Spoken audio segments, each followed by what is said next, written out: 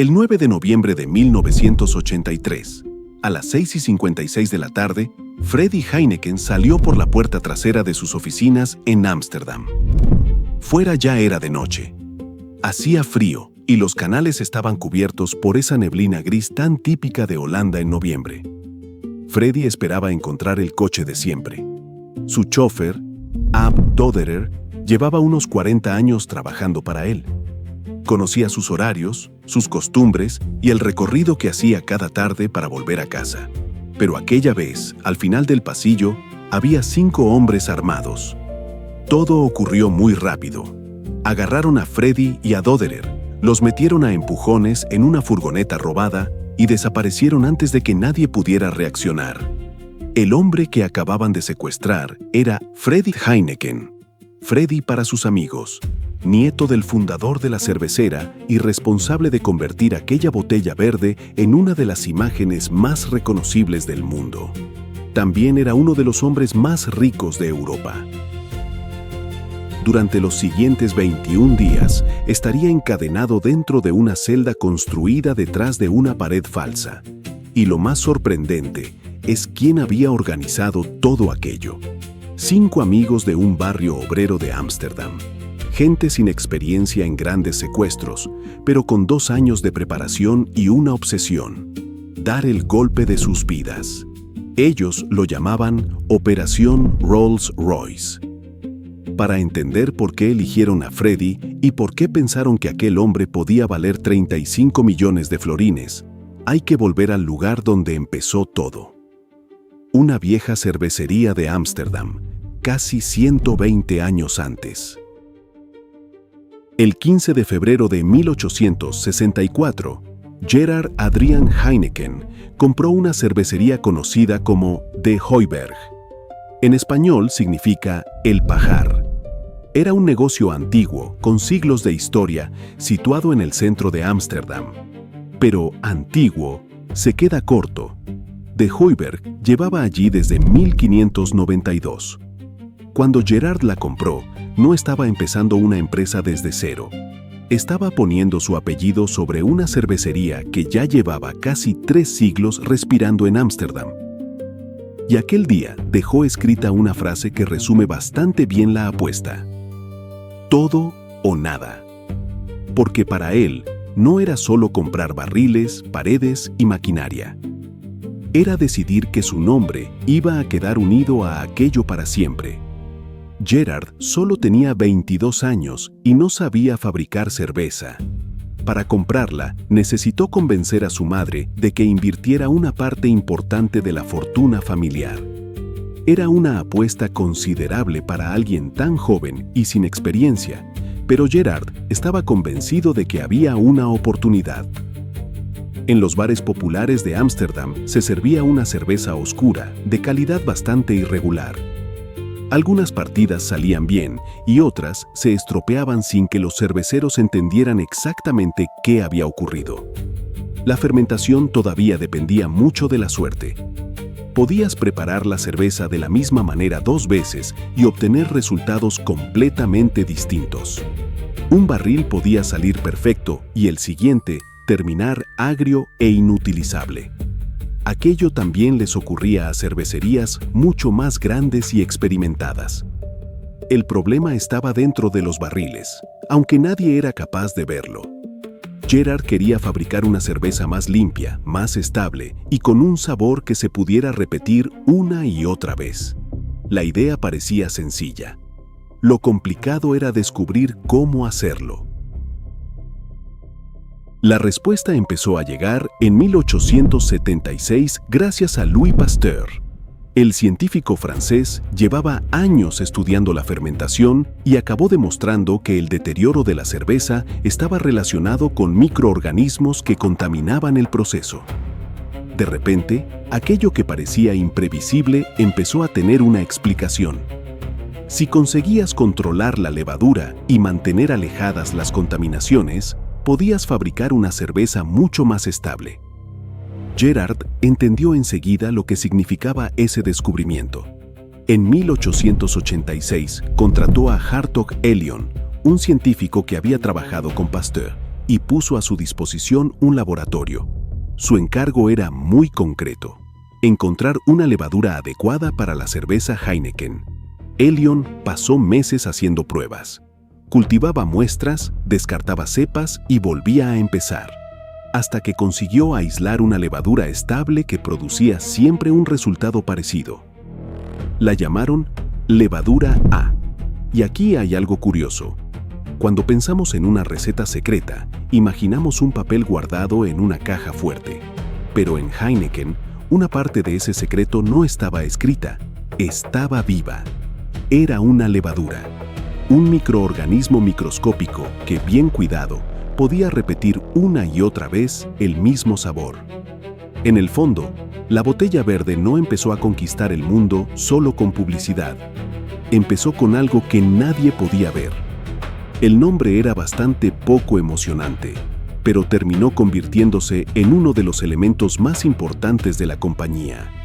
Esa cepa sigue formando parte del sabor de Heineken en la actualidad.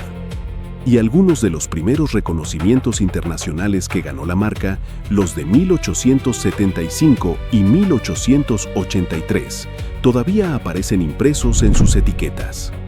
Probablemente los hayas tenido delante muchas veces sin fijarte. Gerard murió en 1893. Después, la empresa pasó a manos de su hijo Henry Pierre, que tuvo que dirigirla durante años bastante complicados, entre ellos la Primera Guerra Mundial y la Gran Depresión. Freddy llegó una generación más tarde. Había nacido en 1923 y entró en la compañía siendo muy joven. Aunque llevaba el apellido Heineken, la familia ya no controlaba la mayoría de las acciones. Así que Freddy empezó a comprar participaciones hasta recuperar una posición dominante dentro de la empresa. Esto ayuda a entender por qué se implicó tanto en la marca. Para él, no era simplemente un negocio que había heredado. Había tenido que recuperar el control y después convertirlo en algo mucho más grande. Freddy comprendió que una buena cerveza por sí sola no bastaba. Había que conseguir que la gente reconociera la botella, recordara el nombre y asociara la marca con una determinada forma de vivir. A finales de los años 40 pasó una temporada en Nueva York observando cómo trabajaban las grandes empresas estadounidenses. Y Nueva York no era un lugar cualquiera para Heineken. En 1933, cuando terminó la ley seca en Estados Unidos, la marca había movido ficha con una rapidez tremenda. Heineken fue la primera cerveza importada disponible en el país tras la prohibición. Para muchos estadounidenses, aquella botella verde no era solo una cerveza extranjera. Era el símbolo de que una etapa seca, gris y clandestina acababa de terminar. Freddy entendió algo muy pronto. Si una marca entra en la vida de la gente en el momento justo, puede quedarse ahí durante décadas. Le interesaba especialmente la publicidad. Cómo una marca podía llegar a formar parte de la vida de alguien, incluso antes de que esa persona probara el producto. A Freddy se le atribuye una frase que resume bastante bien su manera de pensar. Yo no vendo cerveza, vendo un estado mental. Puede que nunca la pronunciara exactamente así, pero toda su estrategia siguió esa idea. Convirtió el verde en el color inseparable de Heineken.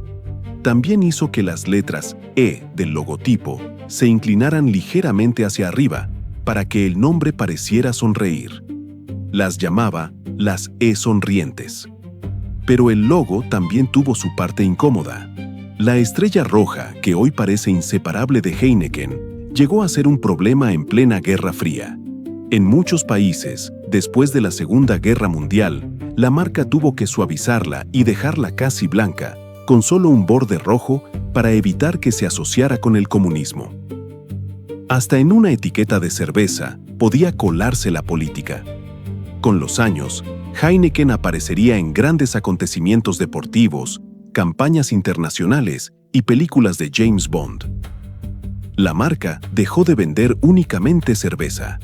Vendía viajes, fiestas, sofisticación y la sensación de formar parte de algo internacional. Mientras esa imagen alegre se extendía por el mundo, La empresa también atravesaba capítulos mucho más incómodos. Hay una pregunta que aparece varias veces en la historia de Heineken. ¿Qué hace una empresa cuando el país en el que trabaja entra en guerra o queda atrapado en una situación extrema?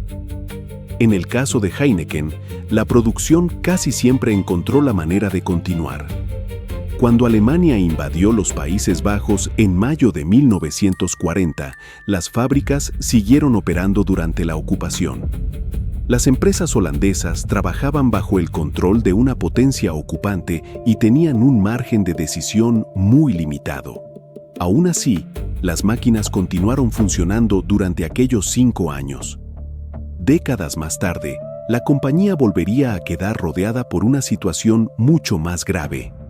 En 1994 comenzó el genocidio de Ruanda. Durante unos 100 días fueron asesinadas aproximadamente 800.000 personas, principalmente tutsis. Heineken era propietaria de Bralirwa, una de las principales cerveceras del país. El periodista holandés Olivier van Beemen investigó durante años las operaciones de la empresa en África. En su libro Heineken in Africa, sostiene que la producción de Bralirwa continuó mientras el genocidio se desarrollaba fuera de las instalaciones. Su investigación también recoge testimonios y documentación relacionados con sobornos, monopolios y relaciones muy estrechas con distintos gobiernos africanos. Heineken ha respondido a parte de esas acusaciones, pero periodistas e investigadores consideran que todavía quedan preguntas sin aclarar sobre lo ocurrido en Ruanda. Algo parecido sucedió, aunque en un contexto completamente diferente, después de la invasión rusa de Ucrania en 2022. Heineken anunció que abandonaría Rusia. Sin embargo, durante ese periodo de transición, su filial contrató a más de 240 empleados y lanzó 61 productos nuevos. La compañía explicó que necesitaba mantener temporalmente el negocio para proteger a los trabajadores y encontrar un comprador. La actividad que desarrolló durante esos meses hizo que muchos periodistas pusieran en duda que aquello fuera simplemente una retirada ordenada. Finalmente, en agosto de 2023, Heineken vendió sus operaciones rusas por €1. La venta no era pequeña. Incluía 7 fábricas y a unos 1.800 empleados. Por eso el caso era tan incómodo. Abandonar Rusia no era simplemente apagar una luz y cerrar una puerta.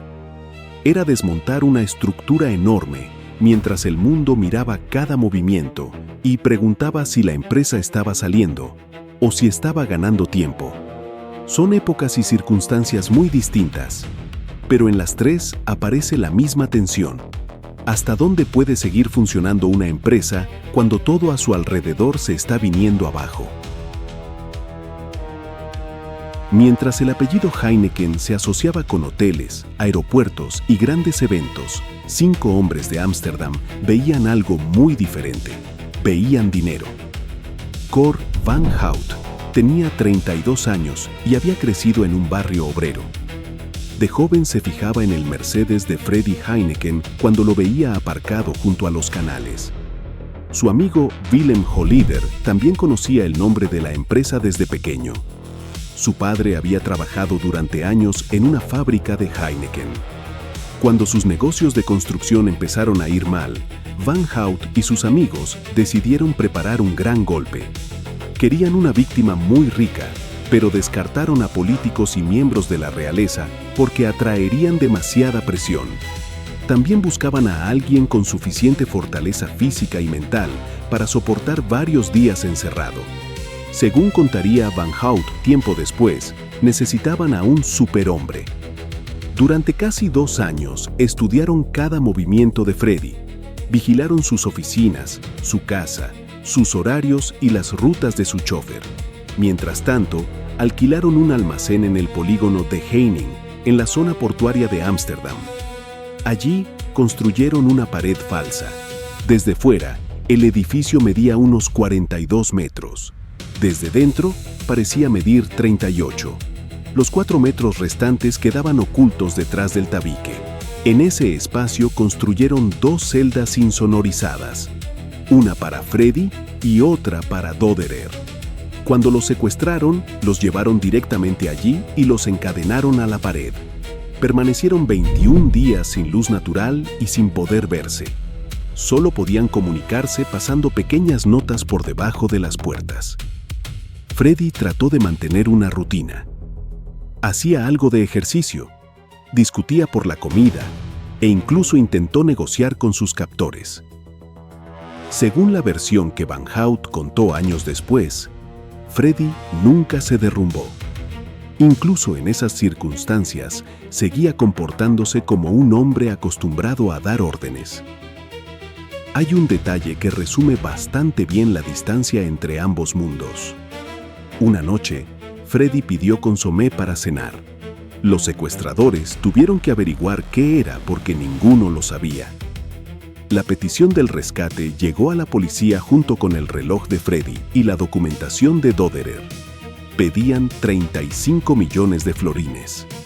La señal para confirmar que el dinero estaba preparado debía publicarse en la sección de anuncios personales de un periódico. La frase elegida fue: "El prado está verde para la liebre". Cada participante tenía su propio nombre en clave: águila, liebre, ratón, búho. El dinero se preparó en billetes de 4 monedas diferentes y fue entregado siguiendo una serie de instrucciones que incluían un viaducto y un desagüe de autopista. Durante unos minutos, pareció que el plan había funcionado. Lo que ellos no sabían era que su plan ya tenía una grieta. Mientras preparaban la entrega del dinero, una pista anónima había empezado a moverse por dentro de la investigación. No era suficiente para detenerlos todavía, pero sí para mirar en la dirección correcta. A veces, en un golpe perfecto. Te delata algo tan pequeño como una llamada, un nombre, un movimiento raro, o incluso una comida pedida en el lugar equivocado.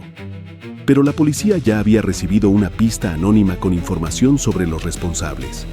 4 días después de pagar el rescate, los agentes entraron en el almacén. Encontraron a Freddy y a Doderer todavía encadenados. Los dos seguían vivos. Cor Van Hout y Willem Holleder huyeron a Francia. Fueron detenidos en febrero de 1984, aunque el proceso para extraditarlos se alargó durante años por distintas disputas judiciales. Finalmente regresaron a los Países Bajos en 1986 y fueron condenados. La policía consiguió recuperar gran parte del rescate, pero varios millones de florines nunca aparecieron. Durante años, aquel dinero perdido alimentó toda clase de rumores. Freddy salió físicamente ileso del almacén. Pocos días después, habló ante la prensa y contó algunos detalles del cautiverio. Con el tiempo, aumentó mucho sus medidas de seguridad y llevó una vida más protegida. Continuó vinculado a Heineken durante los años siguientes y murió el 3 de enero de 2002, a los 78 años. Su única hija, Charlene de Carvalho Heineken, heredó la participación familiar. En aquel momento llevaba años apartada de la gestión diaria de la empresa y había criado a 5 hijos junto a su marido, Michel de Carvalho. De repente pasó a controlar una participación valorada en miles de millones dentro de uno de los mayores grupos cerveceros del mundo. Hoy sigue siendo una de las mujeres más ricas de Europa. La vida de los secuestradores tomó un camino bastante distinto. Cor Van Hout fue asesinado en 2003. Su funeral parecía una escena diseñada para una película de gánsteres: un coche fúnebre blanco, 8 caballos frisones negros, 15 limusinas y cientos de personas en la calle. Willem Holleder terminó convertido en uno de los criminales más conocidos de los Países Bajos. Fue juzgado por ordenar varios asesinatos y condenado a cadena perpetua. Una de las principales testigos contra él fue su propia hermana, Astrid. Freddy murió. Van Hout fue asesinado. Holleder acabó en prisión. Y la levadura A, que Hartog Elion aisló en 1886, sigue fermentando cerveza. La botella verde se vende hoy en 192 países. Está en los bares de Tokio, en los palcos de la Champions y en las neveras de los hoteles, donde se alojan algunas de las personas más poderosas del mundo. Detrás de ella hay una vieja cervecería, un laboratorio, guerras, decisiones empresariales difíciles y 2 hombres encadenados durante 21 días detrás de una pared falsa. Pero cuando alguien abre una Heineken, normalmente no piensa en nada de eso. Y quizá ahí esté el verdadero éxito de la marca. Ha conseguido que su historia sea enorme, complicada y a veces incómoda, mientras la botella sigue pareciendo algo sencillo, fría, verde, reconocible. A un imperio de este tamaño no le hace falta que todo el mundo lo quiera. Le basta con que todo el mundo lo beba. Si te ha gustado la historia, puedes apoyar el video con un like, suscribirte y compartirlo. Nos vemos en la próxima historia de Cheersy.